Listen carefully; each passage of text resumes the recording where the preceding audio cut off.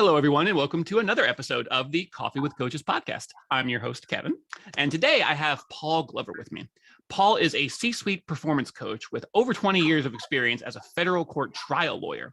He's a passionate storyteller who believes in the power of narrative to influence and educate in the business world, personal life, and even courtrooms. He's also a member of the Forbes Council and author of the book WorkQuake, which is a great title, by the way. Paul, welcome to the podcast. Thank you very much, Kevin. It's a pleasure to talk to you and to your audience. Excellent. Let's get cracking. Let's get started at the beginning. How did you? I mean, obviously, you were a federal court trial lawyer for a long time. How did you transition into coaching? How did you realize that you wanted to be a coach? Then how did you go about starting a coaching business? Well, it was a career change, and I looked at my skill set. Critical thinking is part of being a trial lawyer, and well, you have to be a persuasive storyteller. The concept of jury trial work is not telling people the facts, but telling people the facts wrapped in a narrative. And a part of that narrative is to invite the jury along on a journey. And I always termed it the Joseph Campbell hero's journey. My job is to turn my client into a hero and to take the journey along, starting from how we ended up in the courtroom and what should happen next by engaging the jury and making them a part of that story. And it works very successfully. So I looked at that skill set and also being a trial lawyer for me was successful for a variety of skill sets that I believe leaders need to have. One is I was perpetually curious. And being perpetually curious allows you to ask the right questions. If you get the right questions, you get the information you need to be able to make decisions. The second thing is I was an empathetic listener. You've got to do that. If everyone talks about active listening, that's not good enough. Empathetic listening is actually developing relationships. So based off of that, I decided that I had the skill sets necessary to reach out to C-suite employees and leaders and share that experience with them. And it worked. Long story short, it worked. It did. I now have a national coaching program, and 48 people are currently in my program, and I enjoy every one of them. And we have we're both on a journey together. One of my clients actually called me a Sherpa. Ah, yes. Said Paul will take you to the mountaintop, but he will not carry your pack. And that's pretty much it. I bill myself as the no BS workplace legacy coach because as a trial lawyer, I have a very attuned antenna for bullshit. And I don't tolerate it well. Nor should you. And I definitely get that. I get the idea that you have a very sharpened knife. You have a very good, strong edge for BS, for bullshit. And so if anything that comes near you, you're just like, no. No, that's not working. What do they say? I call bullshit, and that to me is an obligation on the part of a coach. 100%, and I love that it's fueled by curiosity and empathy, which are very easy values to name check, and they're also fairly easy to understand. But then the work required to actually go about having those values and living those values and sharing those values and being open and being curious, because curiosity, that's always been a funny one for me because I've always loved curiosity as a value. But as I've aged and made some mistakes, I've learned that there's some things you have to accept that come with curiosity, like the very idea that you're very, very, very wrong about something. Being curious will lead you to places where you're like, oh, I had the complete wrong idea about that. And some people are a little uncomfortable with that side of curiosity. But you got to have the whole thing if you really want to make it work for you. I love those as like the foundational ideas right there. Well, and if I tell people, if you want to give it, you need to be open to getting it. And that to me is a dialogue that a coach and someone who's being coached needs to have. My thing is I've got an opinion about everything. It doesn't mean it's right. It just means it's my opinion. And if you convince me, and you do have to do that, that I'm wrong, I'll accept that because that's part of the deal. Yeah, and it's the good part of the deal. Like we have this crossed wires in our brains. I think a lot of us, where we think of that as somehow like a negative thing. It's like, no. That's when I get to learn something new. I get to stop being wrong and get on the path to being right because you helped me. And that's gratitude for that. It's another core value too. Gratitude for that process is something that I've been working to learn. You're spot on about this, and that's how growth occurs. And in the coaching program, isn't that what we're about? We're about growing. But I also believe that the coach grows. I don't believe that coaching is a one-way situation. I'm not the sage on the stage. So we're going to have a conversation, and I'm going to bring my expertise, my information, my intelligence to that conversation. But I expect you to do the same thing. And that's called commitment, by the way. And the deal is, if you don't commit, you cannot change. And the hardest people to coach are successful people. They're like, well, okay, now you want me to do something hard. Yes, I do. It really is, if you want to be in the coaching process, it's about, you need to not only be successful, but recognize you can be more successful, that there's potential. If you've already reached the range of your potential, don't be in the coaching process. What's the point? Yeah. Just go out and continue doing what you're doing and be satisfied. But people who come into the coaching process that are seriously committed to it realize that they need to get better. They need to change. They need to transform. And that's what it should be about, is finding that potential and then working your way towards it. And by the way, it's evolution, isn't it? I've never, if you suddenly reach the end of your potential, just to have them start shoveling dirt on you because you're done. I mean, quite frankly, I couldn't say it better myself. That's perfect. You're pretty much, and also I love so much of what you said. I'm like, my brain's already like going a mile a minute in like 20 different directions. I love something that I discovered, I heard a few years ago that really helps me to understand the processes of change is, and it's not true 100% of the time. I mean, hardly anything is, but what got you here won't get you there. Just as a reminder, like, you know, and like you said, sometimes if you're doing what you should be doing and you're on the path to success and you're doing, it's like, okay, cool. That's great. Go ahead and keep doing that. And realize that there's going to come a moment, there will be a point, probably when you decide to get a coach and realize and kind of push through that what got you to where you are right now, which may well be a successful, satisfied, content place, won't get you there. There being the place you want to go next, the success you want to have next. And I love that as a reminder, you know? Absolutely. And by the way, the interesting thing is the world changes, whether we like it or not. And if you're not capable of being agile enough to adapt, suddenly what you're doing becomes irrelevant. Why? A different set of circumstances, different situation. And we're experiencing that even faster now. Obviously, I think the pandemic revealed the flaws in leadership that need to be addressed. And suddenly that requires that as a leader, whatever you were doing that made you successful is not going to do that now. The circumstances have changed. You better be willing to change with it. And that's usually where coaching comes in, because you need to break old habits, not bad habits necessarily, but old habits. And you need to have new habits to replace them.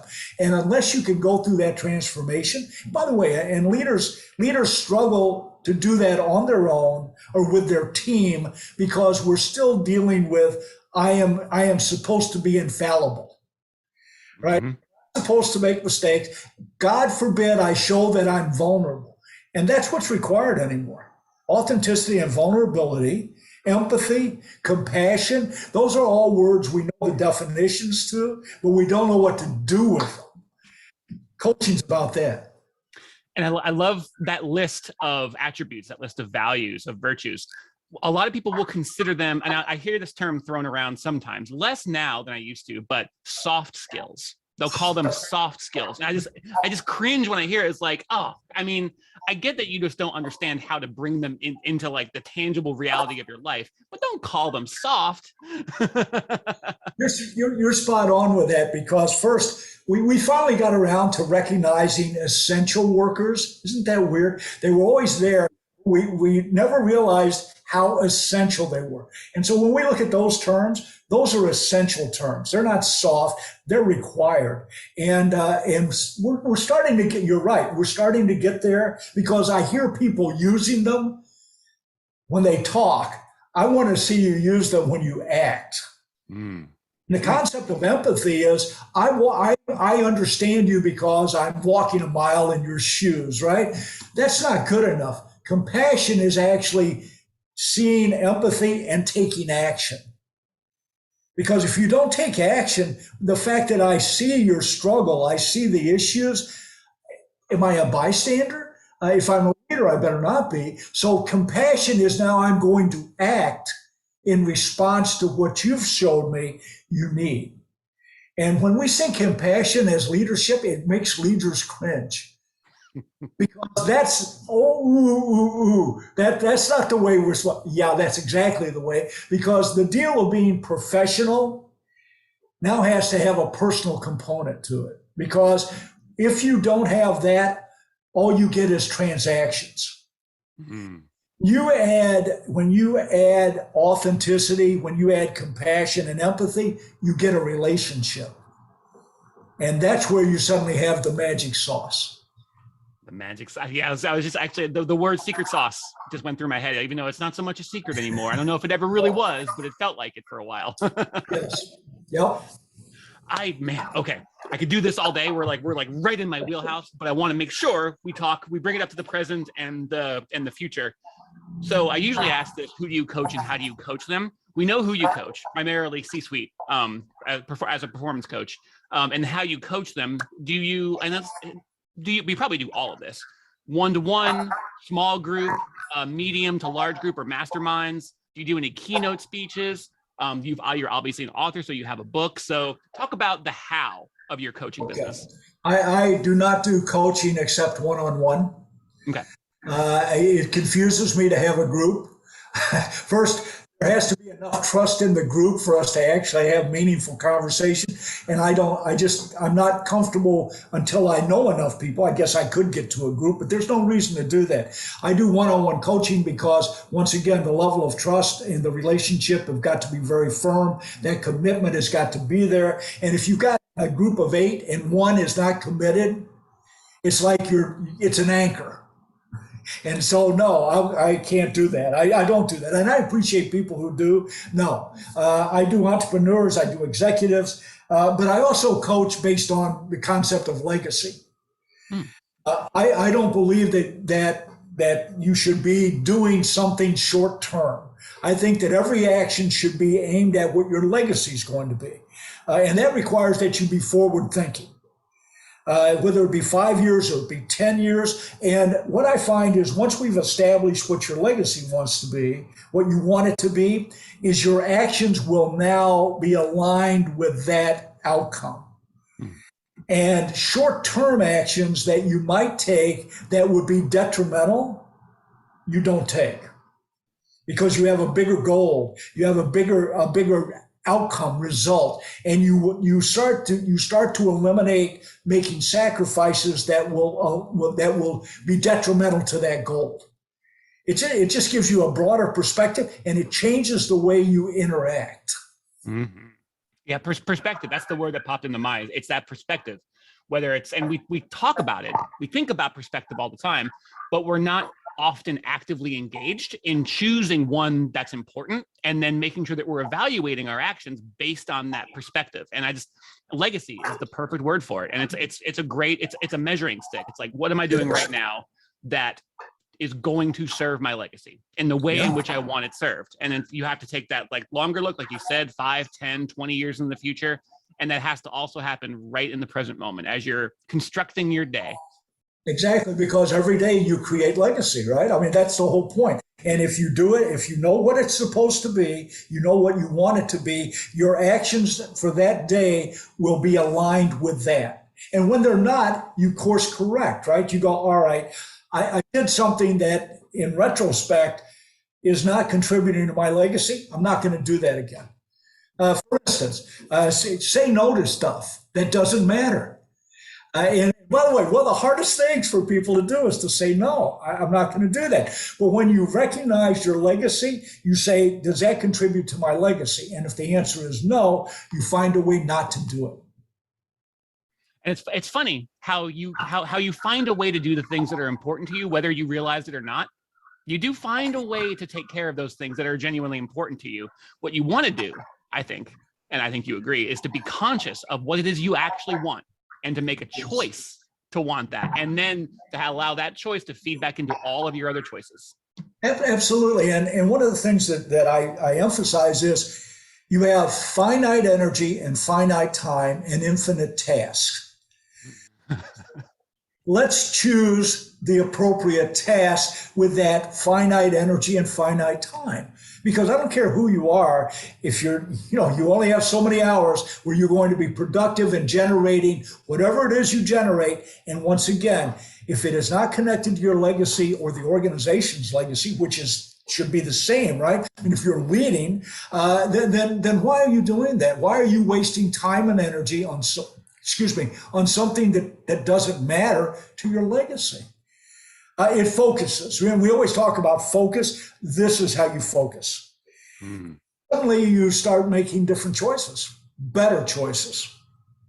I was just going to say, yeah, it's not just different. It is the better choices that are, again, another perfect word, choices that are more in alignment.